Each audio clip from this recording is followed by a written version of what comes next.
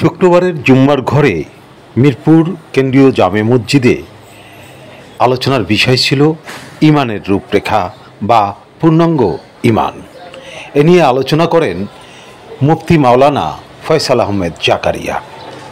তিনি বলেন, সফল মুমিনের পরিচয় অথবা পূর্ণাঙ্গ ইমানের রূপরেখা শীর্ষক আমাদের ধারাবাহিক এপিসোড বাই এপিসোড পার্বিক আলোচনা চলছিল। আল্লাহ নবী সাল্লাল্লাহু আলাইহি ওয়াসাল্লামের জীবন চরিত্র, তার জন্ম থেকে নিয়ে মৃত্যু পর্যন্ত, বিশেষ করে তার নবুয়তের জীবনের যে 23টি বছর আছে, মক্কি জীবনের 13টি বছর, মাদানী জীবনের 10 বছর, এই মোট 23 বছরের নবুয়তের জিন্দেগি, জীবনাচার, জীবন আরেক্ষ সামনে রেখে মুসলিম উম্মাহ কিয়ামত পর্যন্ত শাশ্বত জীবন ব্যবস্থা সুষ্ঠু সুচারুরূপে পরিচালনা করবার নামই হচ্ছে সিরাত। শুধুমাত্র রবিউল আউয়াল আসলেই আমরা সিরাত নিয়ে আলোচনা করব, আর বাকি 11টা মাসে আমাদেরকে আল্লাহ নবীর সিরাতের ধারে কাছেও হারিকেন জ্বালিয়েও খুঁজে পাওয়া যাবে না। এটা আশিকে রাসূল হওয়ার বিন্দু মাত্র কোনো আলামত হতে পারে না।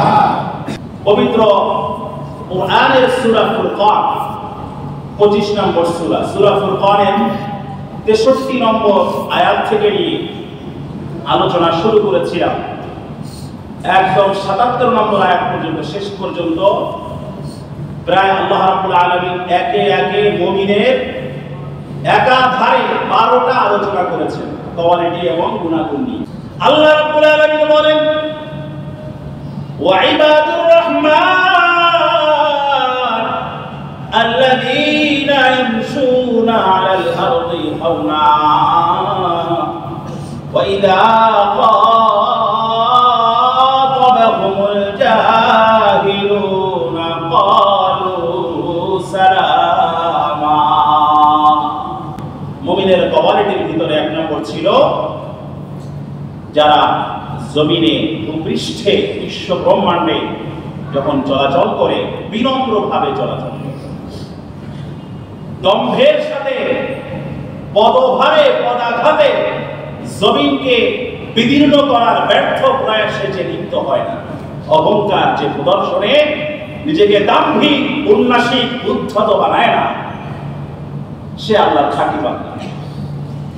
2 নম্বর ছিল ওয়াইদা খাতাবাহুমুল জাহিলুনা ক্বালু সালামা।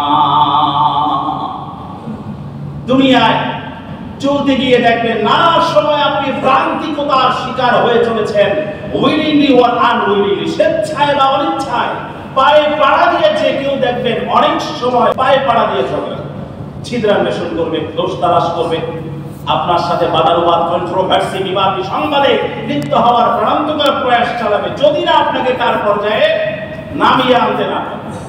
তার তো কোনো লেভেল না, একটা লেভেল আছে, সে তার লেভেলে আপনাকে নামাতে চায়। আল্লাহ রাব্বুল আলামিন বলেন, এমন যদি কোন পরিস্থিতির শিকার হও, ওয়াইদা খাতাবাহুমুল জাহিলুনা ক্বালু সালামা, বাস তোমার আর কোনো কাজ নাই, তার সাথে জীবনের এই সংক্ষিপ্ত সময়ে, এই সফরে তার সাথে ঝগড়া করার, বিবাদ সংবাদে লিপ্ত হওয়ার, দুই একটা কটু বাক্য উচ্চারণ করে তোমার মন মেজাজ বিনষ্ট করার কোনো মানেই হয় না। তুমি তাকে বলো আসসালামু আলাইকুম ওয়া রাহমাতুল্লাহ, আমি চললাম না। 3 নম্বর কোয়ালিটি বলেছিলাম, ওয়াল্লাযীনা ইয়াবিতুনা লিরাব্বিহিম সুজ্জাদান ওয়া কিয়ামা। রাতের আধারে রুকু অবস্থায়, সিজদা অবস্থায় তারা গোটা রাত কাটিয়ে দেয়। তাহলে ঘুমাবো কখন? গোটা রাত কাটিয়ে দেওয়ার মানে হলো আপনার শরীরে যতটুকু সক্ষমতা আছে, ক্যাপাবিলিটি আছে, ফিজিক্যাল ফিটনেস মেইনটেইন করে আপনি যতটুকু নামাজ পড়তে পারেন, তাহাজ্জুদের নামাজে নিজেকে আপনি যতটুকু মশগুল রাখতে পারেন, এটাই আল্লাহ চান। قم الليل إلا قليلا ومن الليل فتهجد به نافلة لك বলেছিলাম আমি, নফল নামাজ ছাড়া, তাহাজ্জুদে অভ্যস্ত হওয়া ছাড়া, রাতে রাতে নামাজ ভিজিয়ে কেঁদে জার জার হওয়া ছাড়া এই পৃথিবীতে কেউ আল্লাহ ওয়ালা মুত্তাকি বুজুর্গ বান্দায় রূপান্তরিত হতে পারেন নাই। 3 নম্বর পাওয়ার এটি ছিল। 4 নম্বর ছিল, বলেন তো কি? মাশাআল্লাহ, ওয়াল্লাযীনা ইয়াকুলুনা রাব্বানা ইসরিফ আন্না আযাব জাহান্নাম ইন্না আযাবাহা কানা গরামা। যারা আল্লাহর কাছে বলে রব্বানা ইসরিফ আন্না আযাব জাহান্নাম ইন্না আযাবাহা কানা গরামা, আয় আল্লাহ জাহান্নামের গতিপথ আমাদের থেকে আপনি অন্যদিকে মোড়টাকে ঘুরিয়ে দিন, জাহান্নামকে আমাদের থেকে যোজন যোজন দূরে সরিয়ে দিন। 5 নম্বর ছিল, ওয়াল্লাযীনা ইযা আনফাকু লাম ইউসরিফু ওয়া লাম ইয়াকতুরু ওয়া কানা বাইনা যালিকা কওয়ামা।